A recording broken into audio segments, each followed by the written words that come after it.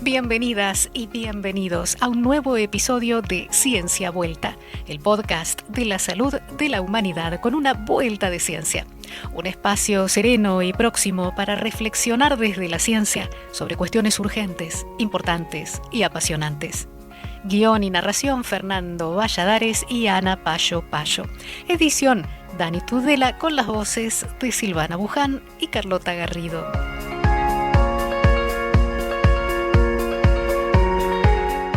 Hola, aquí Ana Payo Payo en un nuevo episodio de Ciencia Vuelta.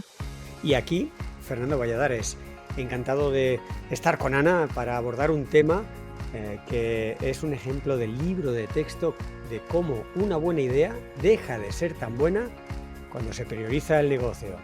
Y sí, una vez más, el negocio. En este caso hablamos de las plantas de biogás. Y muchos preguntarán, ¿qué es el biogás? Bueno, pues es un gas de origen biológico, compuesto principalmente por metano y también por dióxido de carbono, ambos, que nos vaya sonando, gases de efecto invernadero. ¿Y cómo se obtiene el biogás? Bueno, pues se obtiene en estas plantas por una digestión anaeróbica, es decir, sin oxígeno, en la que se digieren residuos orgánicos. Por ejemplo, residuos de plantas ganaderas o de instalaciones agroindustriales. ¿Y para qué sirve? Además del metano, que es el gas objetivo, ¿no?, que se va a emplear, también genera un digestato que en ocasiones se plantea como un posible fertilizante. Vale, entonces Fernando, si solo es eso, ¿por qué en estos momentos hay literalmente miles de proyectos en el territorio de España y de la península ibérica para construir plantas de biogás y en la mayoría, si no en todas, están contando con una fuertísima contestación y oposición popular? Empezamos con unos datos para centrarnos y ver de dónde sale todo esto. Pues sí, volveremos a la controversia porque es un poco el plato fuerte de este episodio, pero hay que tener el marco un poco europeo porque todo esto de alguna manera viene impulsado por Europa. La política europea contra el cambio climático y también impulsada por las circunstancias geopolíticas en las cuales pues no interesa depender mucho del gas ruso y quien más quien menos todos los países desean tener una cierta autonomía energética, pues se intenta combinar esa autonomía, esa estrategia climática, etcétera, para que se pueda, como siempre, impulsar un crecimiento económico de la Unión Europea. Esto entra dentro del famoso Pacto Verde, en este caso Pacto Verde para el Clima, e incluye un paquete de iniciativas que busca alcanzar la neutralidad climática antes del 2050. Esta es la parte, digamos, más para la galería, que suena estupendamente. Además, bueno, si se quiere asegurar que esto se cumple y no nos quedamos solamente con buenas intenciones, hay toda una ley, la Ley Europea del Clima, que tuvo su aprobación en el año 2021 para arroparlo jurídicamente. En el papel, los paquetes de iniciativas son muy ambiciosos, abarcan muchas dimensiones, no solo el clima, sino muchos aspectos medioambientales, la energía, el transporte, la industria, la agricultura, incluso las finanzas, que se les dice que deben ser sostenibles. Pero no son solo declaraciones de intenciones, porque vienen respaldadas con dinero. En este caso... Mucho dinero. Mucho. El plan de recuperación de la Unión Europea, que recordaréis que viene un poco impulsado a partir de la pandemia de la COVID-19, establece que el 30% del presupuesto europeo se invertirá en financiar la lucha contra el cambio climático. Y aquí hacemos un paréntesis porque, bueno, también yo creo recordar un poco que a pesar de lo que algunos quieran hacernos creer, especialmente algunos medios, existe consenso a nivel de la Unión Europea con respecto a la necesidad de enfrentarnos al cambio climático y esa entrega de ese 30% del presupuesto es una prueba clarísima de ello, si no eso no se hubiera aprobado. Además es que no es nuevo, eso viene desde 2014, que se desarrolló el marco de 2030 de energía y clima y se establece esa ambición de reducir las emisiones al menos un 40% con respecto a 1999 en 2030. Una ambición que no se ha quedado ahí y que ha llegado a fijarse en el 55%, que es lo que se conoce como el objetivo 55 o Fit for 55. ¿Vale? Esa ley europea de la que tú hablabas antes un poco, es una ley europea de cambio climático que es necesaria porque además lo que hace es que establece un objetivo vinculante de reducir esas emisiones. Eso quiere decir que los estados son responsables de hacerlo y de transponer esa legislación a su propia legislación nacional.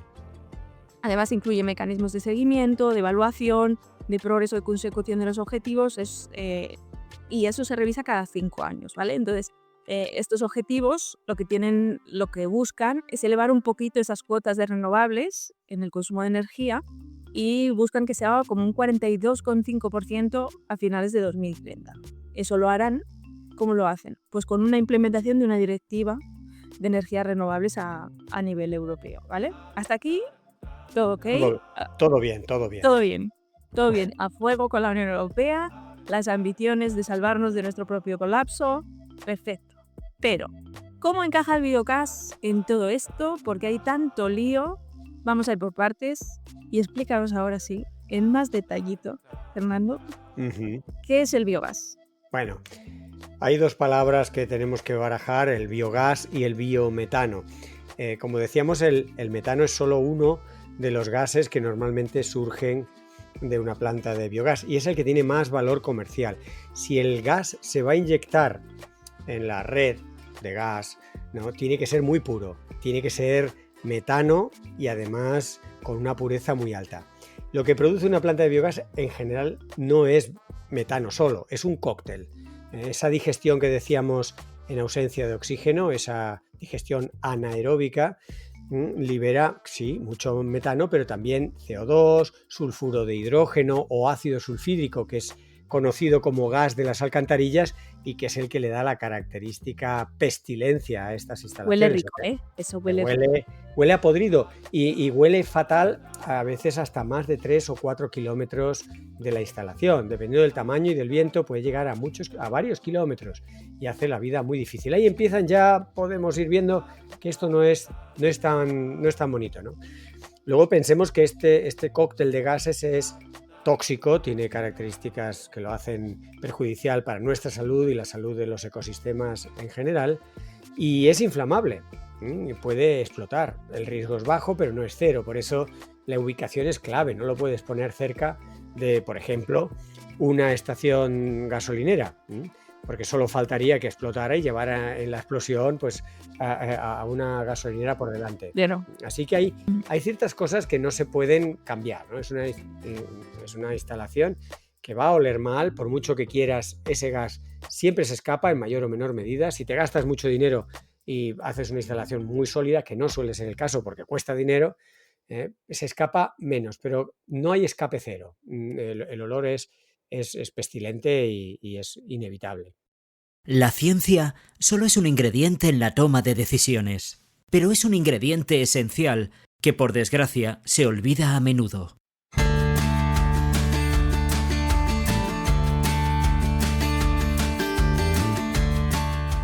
Tenemos que recordar básicamente que de una planta de biogás salen 3 cosas. Sale el gas, que es de lo que estamos ahora hablando, que es lo que se busca. Sale un líquido que se llama lixiviado, que os podéis imaginar que es un líquido, digamos, bastante asqueroso, cargado de sustancias orgánicas en distinto grado de descomposición, en fin, un líquido que hay que gestionar con mucho cuidado. Y también un sólido, que se llama digestato, porque es el resultado de la digestión. Ese sólido, en muchos casos, se quiere vender cuando lo que te quieren es convencer de que esto es maravilloso, que ese sólido, ese digestato que resulta tras la digestión, pues puede servir como fertilizante.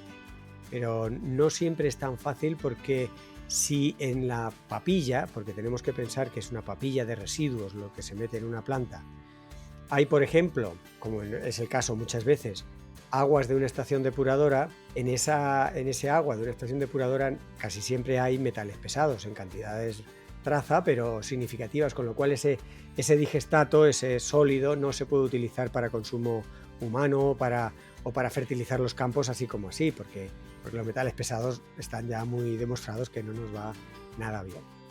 Vale, entonces nos ha dado ahí unas pinceladas de cuáles son algunos de los problemas que tiene el biogás. Pero antes de meternos en faena en eso, que es de lo que más tiempo vamos a hablar, yo creo que está bien igual también dar un poco la otra cara de la moneda, que es que qué ventajas tiene eso. Porque si no tiene ninguna ventaja, entonces no estaríamos discutiendo aquí porque hay que igual construir algunas de esas plantas y porque se están proyectando, ¿vale? Si se hace de una manera ordenada y bien regulada, puede tener muchas. El problema es cómo se implementa eso en el territorio, ¿vale? Es una estrategia que opera como en una intersección de ambiciones en reducir emisiones de gases de efecto invernadero, generando energía que no procede de combustibles fósiles, sino de economía circular. Claro. ¿Vale? Entonces, eso lo que haría sería favorecer esa gestión de esos recursos que son residuos agrícolas y ganaderos. Hasta aquí todo bien, ¿vale? Esto puede ser de especial interés, especialmente en caso de explotaciones extensivas de ganadería, cuya gestión de residuos en muchas ocasiones constituye un problema ambiental en esas zonas locales. De hecho, hay en muchas zonas rurales donde esos residuos no se gestionan bien y lo que acaba pasando es que se contamina el acuífero, ¿vale? Claro. Esto es debido a que el uso de residuos ganaderos se realiza fundamentalmente, como decías tú, se usa como abono, pero habría que ver cuáles son los efectos que eso causa, porque luego lo que pasa es que eso contribuye a la contaminación del suelo, aguas subterráneas, aguas superficiales, fundamentalmente por nitratos, ¿vale? Pero también añade a las emisiones de amoníaco y metano a la atmósfera. Entonces, si vemos que eso tiene esa parte positiva que nos puede ayudar a hacer esa gestión, pero tiene otros muchos problemas de los que tú ya nos has estado contando un poco antes, ¿vale? ¿Qué pasa con esos residuos que nos has estado contando? Nos has dicho que se generaba el gas, que es lo que nos interesa, y luego hay un lixiviado y un digestato, ¿vale? Eso es. ¿Qué problemas tiene eso? Bueno, recordar que de la gran masa de residuos ganaderos y agrícolas, también algunos residuos orgánicos urbanos, pues la planta de biogás contribuye a reducir la cantidad, con lo cual de entrada también es muy atractivo para municipios. Aquí, por ejemplo, yo vivo cerca de Colmenar Viejo, hay un vertedero gigante que es un tremendo problema y se planteó que una planta de biogás podría suponer una salida para parte de esos residuos. El problema es que los residuos normalmente no están bien ordenados y está mezclado un sofá con un cadáver de vaca, por poner un ejemplo un poco extremo, pero en general en los vertederos no hay una buena separación y no puedes meter tal cual las cosas de un vertedero a fermentar y producir gas, porque simplemente no funciona. Pensemos que es como hacer pan. En teoría es muy sencillo, pero ya sabemos que hay panes que son un desastre, hay panes que están muy ricos, pues para que salga ese gas en esa digestión en ausencia de oxígeno, tiene que haber una proporción de líquidos sólidos, de determinadas moléculas, componentes, y que es una papilla que tenga determinadas propiedades. Así que todos esos restos orgánicos, basuras y desechos no siempre son los ideales. Con lo cual, lo que está ocurriendo aquí en Colmenar Viejo, pero en tantos otros sitios de nuestra geografía, es que tienes un tremendo vertedero que va a seguir siendo un tremendo vertedero y en paralelo una planta de biogás que tiene que traer, digamos, residuos pata negra, residuos estupendos que sean buenos para la planta de biogás y no siempre se generan en los alrededores. Para que esto sea realmente economía circular, lo lógico, para que sea sostenible, para que no tenga más impacto del que ya provocan esos residuos, tendrían que ser unos residuos de proximidad. Por eso, la primera característica de una planta de biogás es su tamaño. Tiene que ser un tamaño adecuado a los residuos que se produzcan en la zona. Si en la zona ya hay una macrogranja, por ejemplo, que produce esos famosos purines, ¿no? Esa papilla de excrementos y orines de los animales de granja, pues bueno, los purines son un buen material para estas plantas de biogás. También es verdad que no bastan ellos solos, hace falta hacer un cóctel con ese residuo. Pero bueno, si ya la hay, pues se puede aprovechar.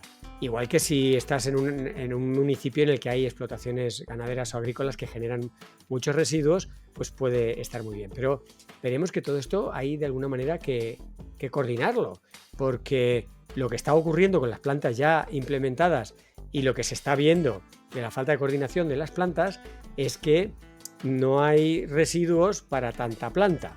Están Bueno, es un proliferando. poco eso es lo que se ve en esos miles de planes que se han presentado Claro, para autorizar, que hay muchísimas más plantas de las que debería haber y que el claro. tamaño que tienen esas plantas es muchísimo mayor del que deberían de tener para gestionar los residuos que actualmente podrían recibir.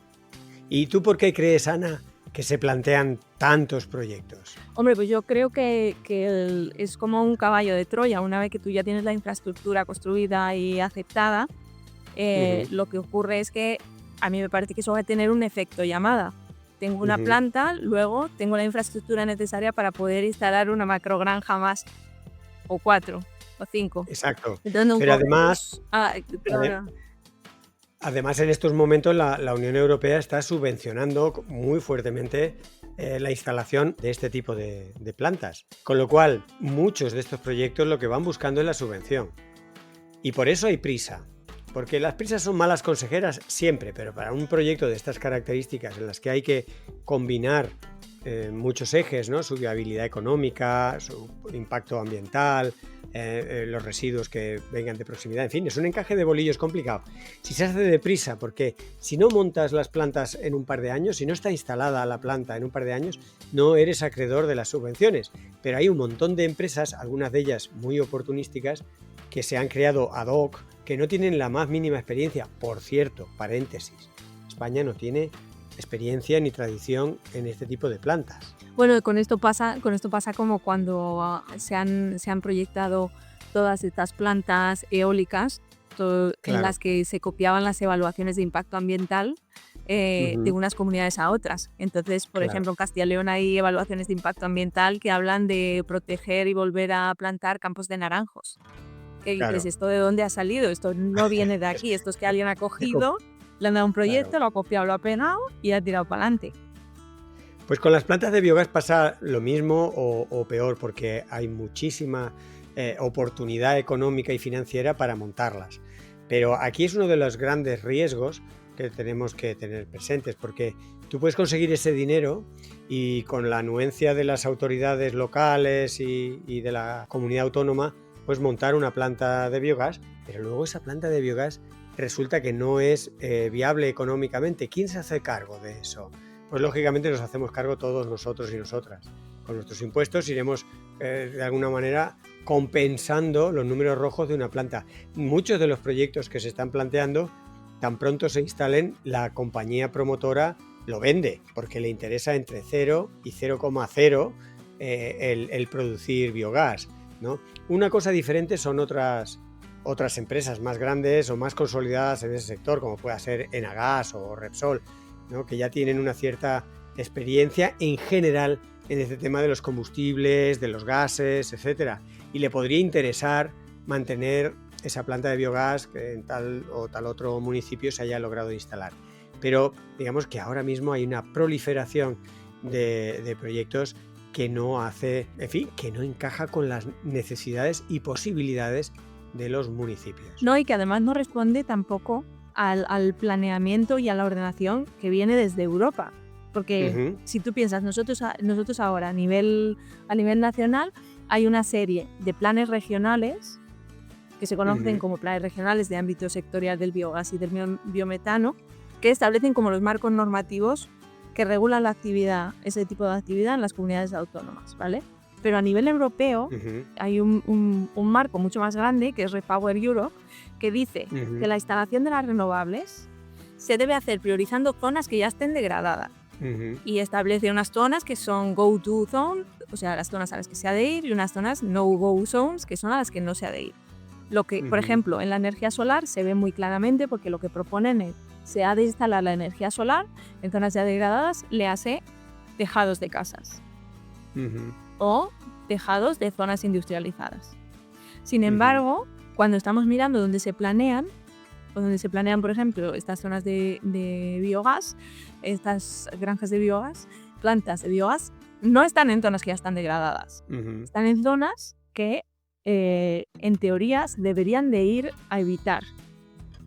Entonces, muchas veces pasa, yo creo, Fernando, que se habla del síndrome este de not in my backyard, que es como Claro, sí, eso es. pero aquí no, ¿vale? Y entonces Ujú. se culpa al territorio local y a esas poblaciones que no lo quieren de estar en contra de las renovables, de no querer que se desarrollen esos proyectos, de estar en contra de esa agenda Ujú. contra el cambio climático, de lucha contra el cambio climático. Pero Claro, es una no se instala sigue la directiva que hay. está claro que una planta de biogás, como una macrogranja o una granja que produce carne de forma industrial y que como resultado pues genera un montón de residuos y pestilencias, tiene un gran impacto ambiental, sanitario, en fin, es algo que nadie quiere, nadie gusta. Imaginaros ahora en la Sierra de Madrid o en el Bierzo o en lugares que tienen una gran belleza paisajística y un valor de conservación natural. Claro, tú pones allí una planta de biogás y te has cargado de entrada un montón de opciones de turismo verde, de emprendimiento de casas rurales, de una gestión realmente sostenible, de las instalaciones agrarias o ganaderas. Todo eso se cuestiona profundamente con una planta de estas. Nadie la quiere, nadie le gusta, pero es que es objetivo que tiene un impacto. Estaba mirando los números, ¿no? Porque hablemos un poco de números. Básicamente, querría ahora dar dos números. ¿Cuántas hay y cuántas se proyectan? ¿Y qué es una planta de biogás? ¿Grande o pequeña? Ahora mismo, el IDAE, el Instituto Energético, ¿no?, en España, habla de un censo de 146 instalaciones de biogás, ¿no? Quedaros con ese dato. 146 en toda España. Bien. Solamente en Salamanca, que yo sepa, se han propuesto más de 70. Más de 60 en Zamora. Casi un centenar en Madrid. Si vamos sumando todas las propuestas, nos vamos a más de 1000. O sea, pasamos de 100 y pico, 140, a algunos miles. Y todo esto se va a montar, o se pretende montar en apenas 2 años, precisamente porque si no te quedas fuera de las subvenciones. Y Fernando, en esa distribución de dónde van a estar las plantas y dónde están proyectadas, en verdad, a pesar de que ellos reclaman que tienen un análisis de necesidades de esas plantas para poder instalarlas ahí, para el desarrollo del negocio que va a tener esa planta, es sorprendente que haya un número similar de plantas proyectadas en Madrid que Zamora, que Salamanca. Porque si tú piensas, si tú te pones a mirar los números de cuántas cabezas de ganado en intensivo hay en unas zonas o en otras, y qué nivel de población y de generación de residuos que puedan ser la fuente de sustrato que usa esas plantas para generar energía, o sea, no pueden ser las mismas. Claro. Fíjate que hay algunas plantas que se toman casi como modelo. En Madrid tenemos un proyecto en Guadalix de la Sierra, ¿no? Y si tú miras en internet, incluso en YouTube hay algunos vídeos que la ponen por los cielos porque parece que es estupenda, es maravillosa. Pero el mismo alcalde no ha caído en la cuenta de que todos los excrementos de vaca con los que cuenta no va a ser posible porque en buena parte de ese ganado está en extensivo y tú no vas a ir buscando las cacas de las vacas por todo el campo. Ya. Quiere decir que las cosas se plantean en el papel y la oficina lo aguanta todo. Exacto. Pero luego tú vas a la realidad y dices, ¿pero de dónde vas a sacar excrementos de vaca? No, que tengo aquí no sé cuántos miles de cabezas. Ya, pero están distribuidas en extensivo.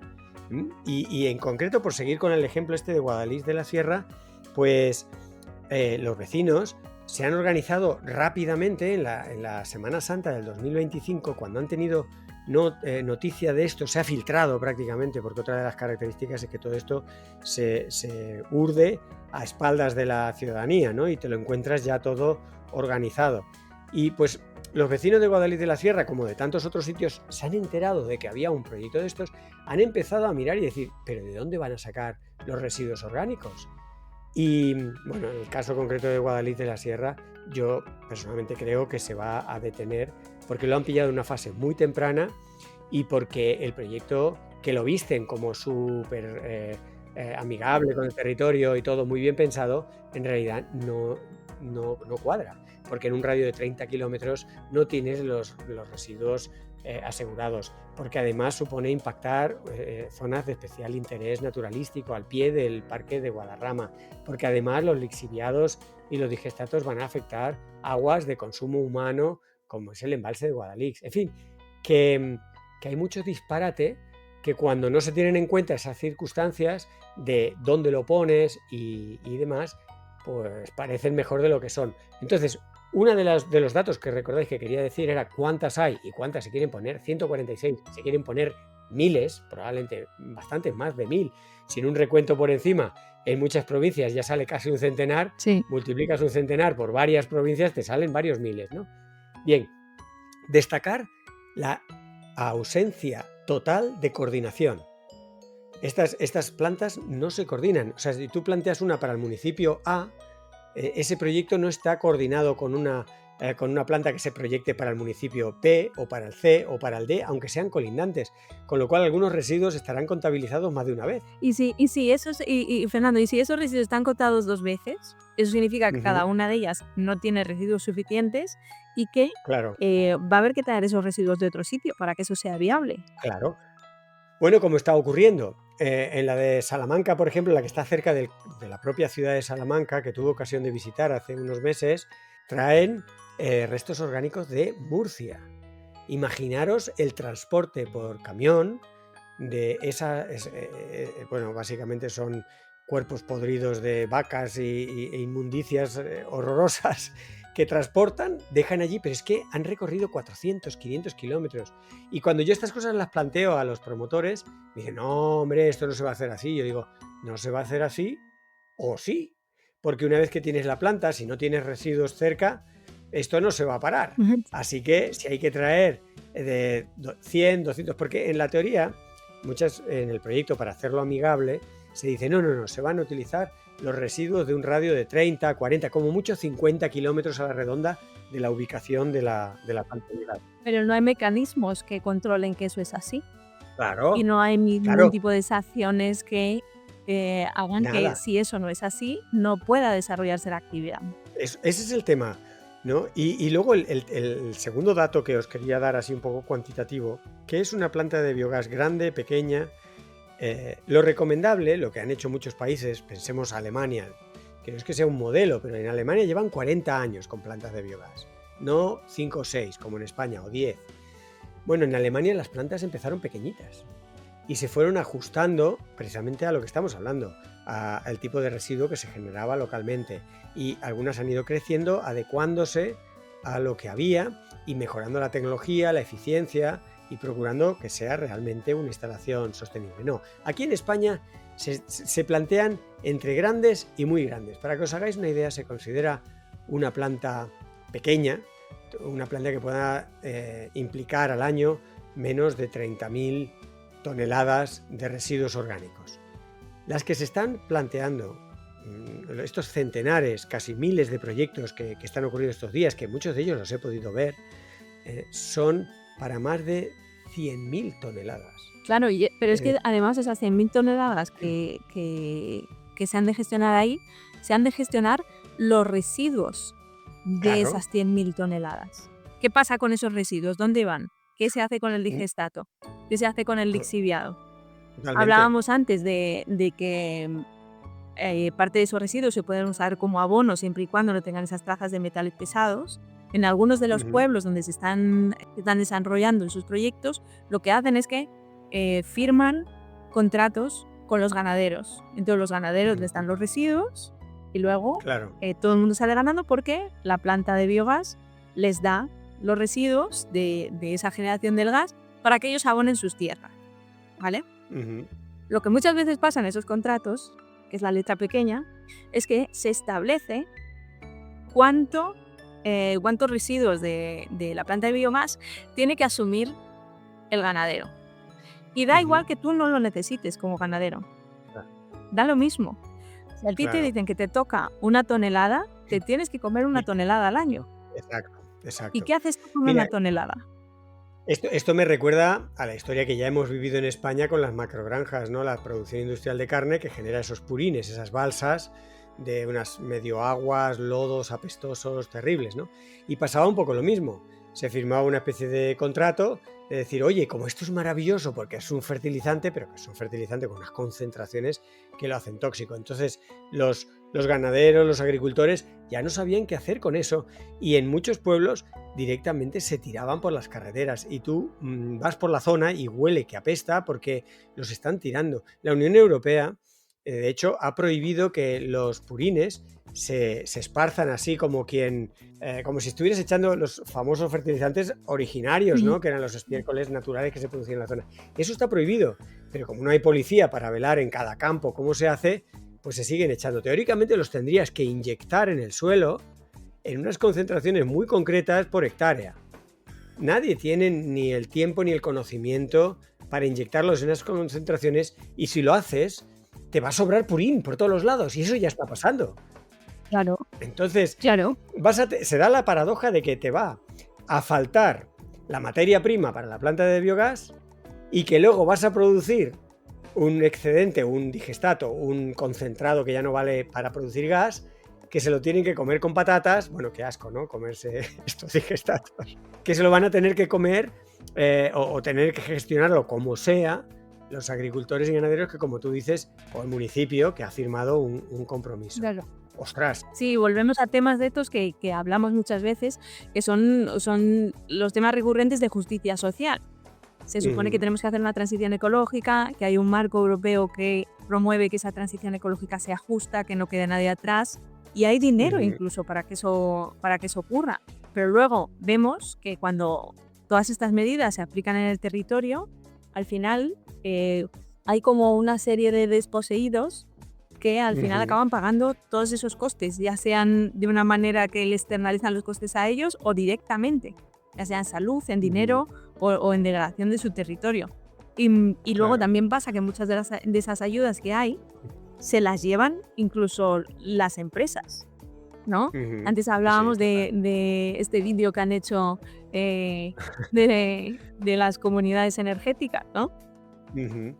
Claro, en el que ponían a Repsol como una estupenda entidad ecológica que se ha quedado con 1/3 de todas las subvenciones europeas destinadas a pequeñas y medianas empresas, y Repsol no es muy pequeña, pero digamos que en este vídeo humorístico le daba la bienvenida, le daba las gracias a esta entidad ecologista por hacerse cargo de ese 1/3 del total de las subvenciones para hacer combustible ecológico o en este caso, en el caso del vídeo, pues los paneles fotovoltaicos que nos harán a todos mucho más sostenibles. Es decir, son ejemplos, pueden con más clave de humor, más crítico, menos crítico, que nos ilustran de echa la ley, echa la trampa y si aparece una oportunidad de financiación, pues al final se pervierte la idea. Por eso decíamos que una planta de biogás en muchos casos es una buena idea que se convierte en un nuevo problema a la hora de implementarse, porque se hace muy grande, se hace donde no hace falta y no se coordina con otros proyectos en la misma zona. Empezamos hablando de cambio climático y acabamos hablando de economía. Empezamos hablando de ecosistemas y acabamos hablando de salud. Nos hemos perdido muchas interconexiones y por eso nos hemos perdido.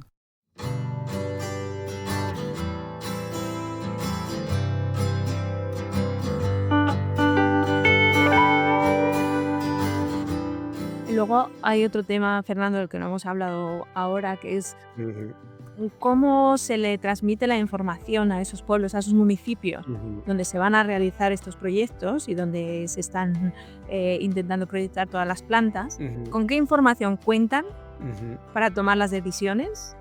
¿Es esa información completa? ¿Está sesgada?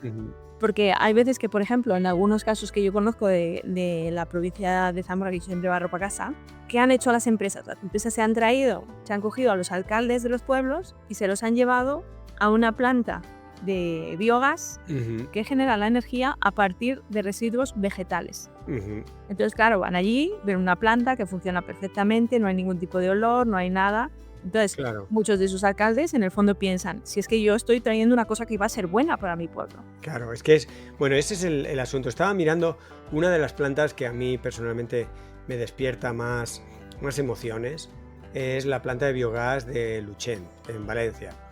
Esta planta, si uno busca así en internet, verá que ha conseguido un premio, ¿no? Premio, concretamente os voy a decir el premio que ha conseguido por su gestión sostenible, ¿no? Ha conseguido que le reconozcan el mejor proyecto de biogás en España. Y si sigues mirando la planta de Luchens, incluso hay unos vídeos maravillosos, hay un montón de loas, ¿no?, a este proyecto. Pero luego sigues leyendo y ves, por ejemplo, los comentarios de la gente que vive allí, ¿no?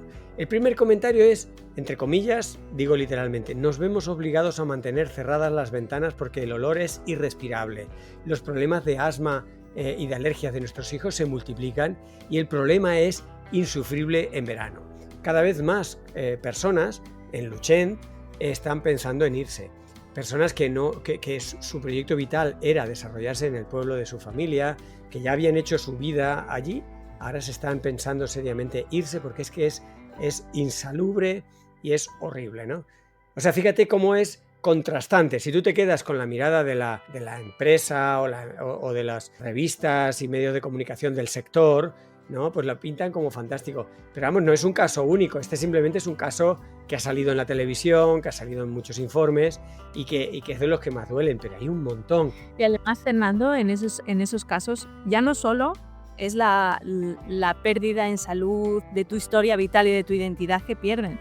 Porque esta gente, sus casas, si las tienen, ya no valen nada. Esas casas no se pueden vender. Exacto. Entonces, al final se genera un ciclo de pobreza en el que esas personas se ven desposeídas de su tierra y de sus raíces, pero además tienen que empezar de cero en otro sitio con pocos o muchos menos recursos de los que tenían. Bueno, de hecho, el tema económico es lo que ha movido un poco a la ciudadanía de Tres Cantos y Colmenar Viejo con la planta que está proyectada para Colmenar, porque Colmenar y Tres Cantos, que son dos municipios adyacentes en el norte de Madrid, pues nunca han sido demasiado, digamos, proclives a las manifestaciones ciudadanas y demás, ¿no? Pero en esto se han levantado en armas y han sorprendido a los alcaldes de los dos municipios, sobre todo a de Colmenar Viejo.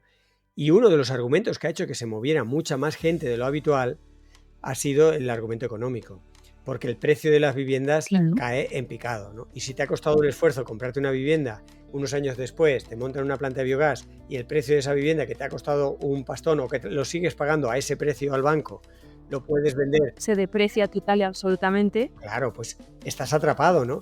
Y las empresas se van de rositas. Y ya que hablamos de la viabilidad económica, en muchos de estos proyectos sabemos que la planta de biogás se pondrá de pie por las subvenciones, pero una vez puesta en pie por todas estas problemáticas, tanto la oposición ciudadana, pero simplemente la falta de disponibilidad de cantidad y calidad suficiente de residuos orgánicos, la planta se convertirá en algo deficitario. Pero tú ya la planta la tienes instalada y te la comes con patatas, ya está hecha, son hechos consumados. Y la empresa promotora muchas veces lo vende, se desentiende, y se va, y tú te has quedado con la planta de biogás que te está costando un dineral mantenerla y que en mala hora te metiste en el asunto. Y por eso muchos vecinos de muchos sitios se están organizando y están aprendiendo unos de otros. Nada, estaba recordando en estos últimos meses algunos casos, ¿no? Tenemos casos de éxito ciudadano, por ejemplo en Guarromán, en Andalucía, o en León, en el Bierzo, ¿no? O incluso en la Comunidad de Madrid, en Cubas de la Sagra, donde los movimientos ciudadanos armados de autofinanciación para pagar las costas de los juicios y a los abogados que les ayudaban. O sea, esto no era solo una tarea de gritar y de escribir en la prensa, sino también de informarse de tus derechos y de organizarse, porque si no es imposible luchar contra esas corporaciones. Pero van aprendiendo unos de otros. Y ya te digo, estos tres ejemplos que pongo lo han logrado detener, pero el caso de Luchens no lo ha logrado detener, el caso de Navia con la central lechera asturiana ahí al lado, que por supuesto, imagínate la cantidad de residuos que va a producir la central lechera asturiana, y te lo venden y te lo cuentan al principio como diciendo, uy, esto va a ser fantástico para el pueblo. Pregunta ahora a la gente, ¿no?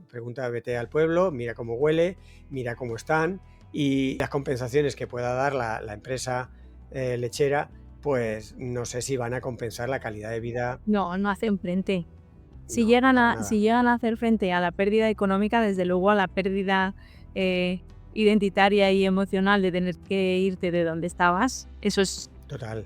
Es que eso no sé qué, eso no tiene precio, eso es dificilísimo de ponerle precio, ¿no? Es de una injusticia tremenda, pero ahí se aplica el rodillo de los hechos consumados y de la viabilidad económica, y los ciudadanos estamos bastante indefensos. A mí me parece casi numantina la defensa de pueblos pequeños, de sitios. Sí. Tú que eres de Zamora, el pueblo de Jambrina, por ejemplo, estos días ha tenido bastantes titulares porque apenas son 150 habitantes, pero se han organizado para, de momento, detener la instalación de una de estas plantas que para Claro, nada beneficiaba sí. al pueblo. Lo que pasa es que esos a veces son como oasis en un pequeño desierto y al final, como Eso es. todas estas empresas tienen tanta fuerza, ellas van tirando, es como esa persona que va jugando al frontón hasta que la pelota pasa al otro lado. Eso es. Y ellos tienen muchísima más fuerza, pero yo creo que es importante que la población esté informada y que se resista a que eso pase, que no se asuma que es Claro. imparable Pero porque fíjate lo que es. hay casos en los que sí que se gana. Eso es lo que debe motivarnos, pero también muchas veces decimos que una planta de biogás así impuesta o sobrevenida es un fracaso de la democracia, porque realmente un proyecto de estas dimensiones, estamos hablando ya de las plantas al uso, ¿no? Que son más de 100.000 toneladas, ¿no?, al año, son plantas que deben sopesarse con la consulta de la ciudadanía. Se tiene que informar antes de que el proyecto esté ya, que ya cuente con todos los documentos y vistos buenos. Se tiene que hacer partícipe a la ciudadanía. Yo he tenido ocasión de reunirme con algunas empresas grandes promotoras de proyectos de estos y les he dicho que sentarían un maravilloso precedente si ellas mismas se sometieran pues a una conversación transparente con todos los datos sobre la mesa antes de que el proyecto ya esté en fase de poco más o menos. Pues que entonces no se haría ninguna, Fernando. Bueno, alguna puede que sale. Yo quiero pensar que alguna sería lo suficientemente lógica y razonable como para que, bueno, pues las ventajas compensaran a los inconvenientes. Pero indudablemente lo que se va a sacrificar mucho en esos casos es el beneficio económico para la empresa promotora, ¿no? Claro. Y ahí es donde siempre tocas en hueso. Cuando les dices, oye, hacerla más pequeña. Entonces ellos te dicen, ¿cuánto es para ti pequeña? Y digo, pues hacerla, no sé, de 40.000 toneladas o menos. Y, Claro, pero es que ¿por qué es eso... rentable eso para las empresas, el hacerlas tan grandes? Porque lo que hacen es externalizar el coste ambiental y social, Claro. y sanitario en la población. No lo pagan ellos, lo pagamos nosotros. Entonces, no son sostenibles Eso económicamente. Sencillamente lo que hacen es que ese gasto no lo pagan ellos. Claro, claro. Y además, bueno, en una primera instancia, con la subvención y el tamaño grande de una de estas plantas, pues logras poner en pie económica, financieramente, uno de estos proyectos. Pero claro, en el medio y largo plazo estoy seguro de que muchos de estos proyectos los tiene que apoyar Papá Estado o el municipio en concreto, Ya. porque se vuelven deficitarias. Bueno, entonces, Fernando, ¿con qué nos quedamos?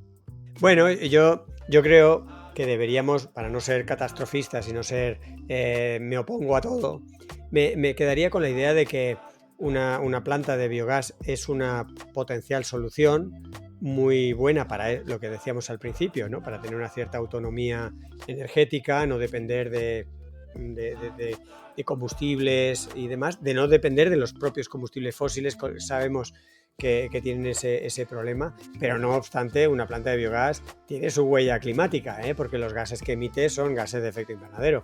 Pero bueno, se han generado de una manera más bio y el balance puede ser algo más favorable.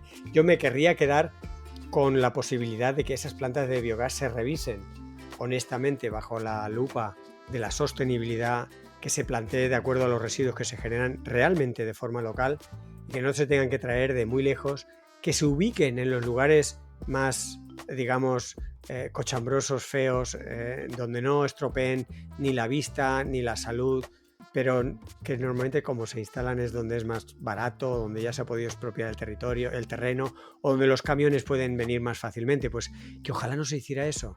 Yo me querría quedar con que estas protestas que se están observando en todo el territorio sirvan para generar no solo conciencia ciudadana y conciencia en general de una democracia en la que todas las partes tienen que ser escuchadas, sino además que obligue a los promotores de las plantas de biogás a tomarse más en serio esto y no ir solamente a por la financiación y la subvención.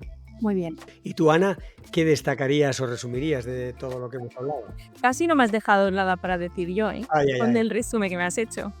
Pero yo si me quedo con algo, yo creo que es con esos pueblos que siguen en lucha, intentando evitar que esto pase. Y invitaría a la gente que ha estado un poco desconectada con estos temas a que apoyen a esas plataformas, que pregunten en qué pueden ayudar, si están dispuestos, y que hay muchas de estas plantas que se han de parar para que no se hagan como se están planeando.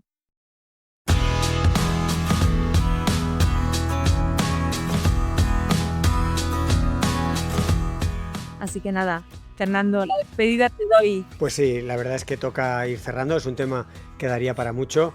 Esperamos que os haya gustado este episodio de Ciencia Vuelta y esperamos con mucha ilusión que nos sigas en los próximos episodios. Como siempre, déjanos saber de tus sugerencias y tus propuestas y hasta el próximo episodio.